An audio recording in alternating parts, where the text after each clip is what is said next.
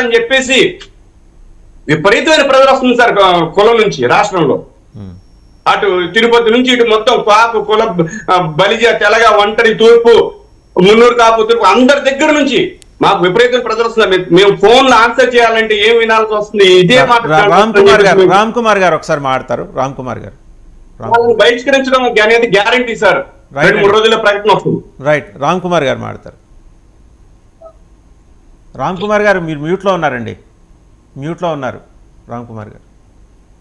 ఈ క్వశ్చన్ కి ఆన్సర్ నేను చేస్తానండి, మా ఏరియా వ్యక్తి కాబట్టి. వస్తాను. ముద్రగడ్డ పద్మనాభం గారు ఒక సూపర్ లీడర్. ఖచ్చితంగా ఆయన గ్రౌండ్ లెవెల్ నుంచి వచ్చిన వ్యక్తి, ప్రజల్లో నుంచి పోరాటాలు చేసిన వ్యక్తి కాదనట్లేదు. ఆయన లైఫ్ లో కూడా ఇనీషియల్ గా సూపర్ విక్టరీలు పొందిన వ్యక్తి. కానీ ఎప్పుడైతే ఒక కులానికి పేరు ఎత్తుకుని పూర్తిగా పరిమితం అయిపోయారో అప్పటి నుంచి ఆయన డౌన్ ఫాల్ స్టార్ట్ అయిందండి. ప్రజానాయకుడు కాస్త ఒక కులానికి పరిమితం అయిపోయాడు. అలాగే ఇప్పుడు కూడా ఇదే కుట్ర పవన్ కళ్యాణ్ గారి మీద కూడా చేస్తున్నారు వైసీపీ నాయకులు. ఏ రాజకీయ పార్టీ కానీ ఏ వ్యక్తి కానీ ప్రజానాయకుడు కావాలంటే ఒక కులానికి పరిమితం అవ్వడు. ఎప్పుడైనా సరే పవన్ కళ్యాణ్ గారికి అన్ని వర్గాల్లోని, అన్ని కులాల్లోనూ, అన్ని మతాల్లోనూ ఆదరణ ఉంది. కాకపోతే వైసీపీ ఏం చేస్తుందంటే ఆయన టార్గెట్ చేసి ఒక కులానికి పెట్టాలని చూస్తున్నారు. అదే ట్రాప్ లో వీళ్ళు పట్టారేమో అని కూడా నాకు అనుమానం ఇప్పుడున్న ఈ లీడర్స్. కాబట్టి అది లేకుండా ముందుకెళ్తేనే ఎప్పుడైనా కూడా సక్సెస్ అవుతారని నా అభిప్రాయం అండి. రైట్, ఇంకో విషయం లాస్ట్ లో మీరు ఏం చెప్పారంటే ఆయన ఒక్క కులాని కోసం ఎందుకు పరిమితం చేస్తారు? ఒక కులానికి పరిమితం అయ్యి ఆ కులానికి ఇస్తారా అని క్వశ్చన్స్ చేసి ఆ కులానికి సీఎం ఏమైనా పార్టీలకే వాళ్ళ ఆఖరి గమ్యం అయిపోయింది. అది కూడా ప్రజలు గమనిస్తున్నారు వాస్తవ్ గారు. రైట్, నాగేంద్ర వీటికి నేను చెప్తాను సార్, ఈ రెండింటికి నేను చెప్తాను సార్. ముద్రగడ గారు ఆయన ఉద్యమం చేసినప్పుడు తిరుమల గారు ఒక్క నిమిషం నాగేంద్ర గారు మాట్లాడతారు. ఒక్క నిమిషం నాగేంద్ర గారు. సార్ వాసుదేవన్ గారు, నేను మీతోనే మాట్లాడతాను సార్ 2 నిమిషాలు. ఎందుకంటే అక్కడున్న వాళ్ళందరికంటే నా గురించి వ్యక్తిగతంగా కావచ్చు, నాకు పర్సనల్ గా మీరే ఎక్కువ పరిచయం. నేను వాసుదేవన్ గారు అంటే మేబీ సరే పోదాంలే అని వచ్చేది కూడా అందుకే. నేనేం చెప్తున్నా అంటే జనసేన పార్టీ ఎప్పుడు పుట్టింది సార్? మీకు ఇయర్ గుర్తుందా? 14. ఎప్పుడు పుట్టింది సార్? 2014. వైసీపీ ఎప్పుడు? వైసీపీ సార్ ఇంకా ముందరే. బట్ 2014లో ఈ 2 పార్టీలు పుట్టితే 2013లోనే మా తల్లిగారు పరంపదించారు. నేను BSc, BEd, MBA Osmania university. ఇది నా చదువు సంస్కారం తెలుసుకో. నేనేం చెప్తున్నానంటే పార్లమెంట్ నుంచి అసెంబ్లీ వరకు లాగులు తడుపుకుంటున్నారు అనేది విమర్శ, రాజకీయ విమర్శ. ఇది ఎక్కడైనా మీరు కూడా మాట్లాడతారు, మీరు అడుగుతారు ఇంట్లో కూడా, మీరు ఎందుకు లాగులు తడుపుకుంటున్నారు అనేది. దానికి ఆన్సర్ చేయలేక ఈ పార్టీలు పుట్టక ముందే చనిపోయిన అమ్మ ఉందా నాయన ఉందా అని మాట్లాడుకుంటే ఆన్సర్ ఇవ్వండి. నేను అడుగుతున్నా. ఇప్పుడు మీరు అడిగారు వాసుదేవన్ అడ్డం పెట్టుకుని ఏమని, మీరు వైసీపీ అడిగలేదే టీడీపీని ప్రశ్నించినప్పుడు ఇదే వాసుదేవన్ గారు నేను ఇప్పుడు వెతికి తీసా.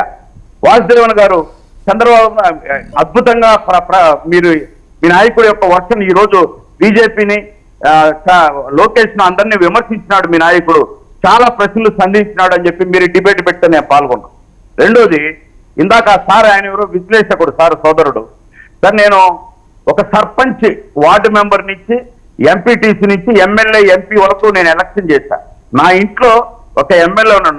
మా అమ్మగారి తమ్ముడు ఎమ్మెల్యే 10 సంవత్సరాలు 5 సంవత్సరాలు మంత్రి.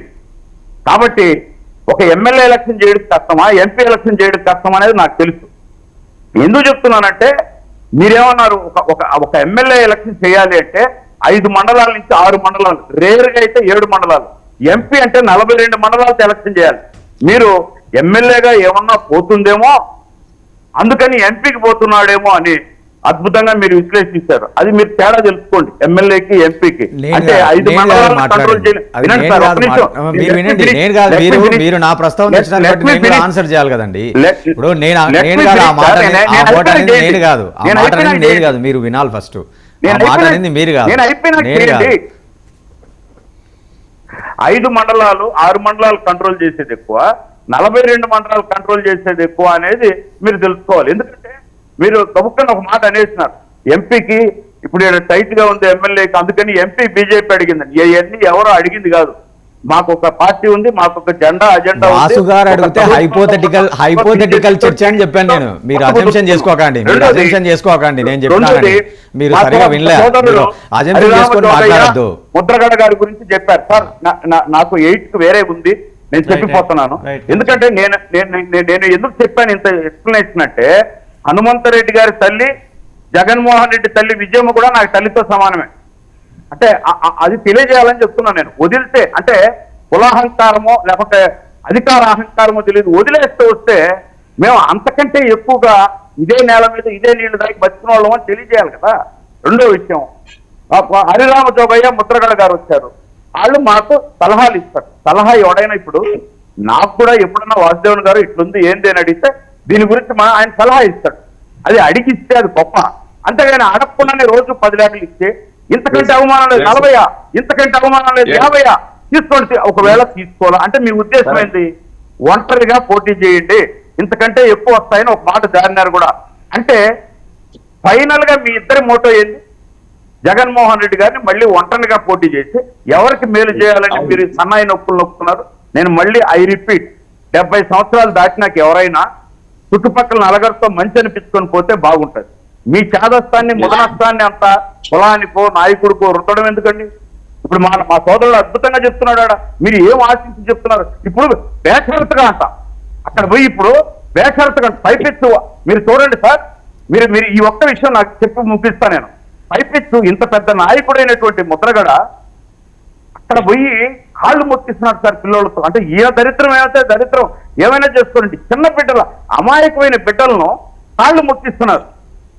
అలాగే దేశ నాయకులు కాదు, భగత్ సింగ్ అల్లూరి సీతారామరాజు కాళ్ళు కాదు. ఈ పక్క అన్నమయ్య ప్రాజెక్టు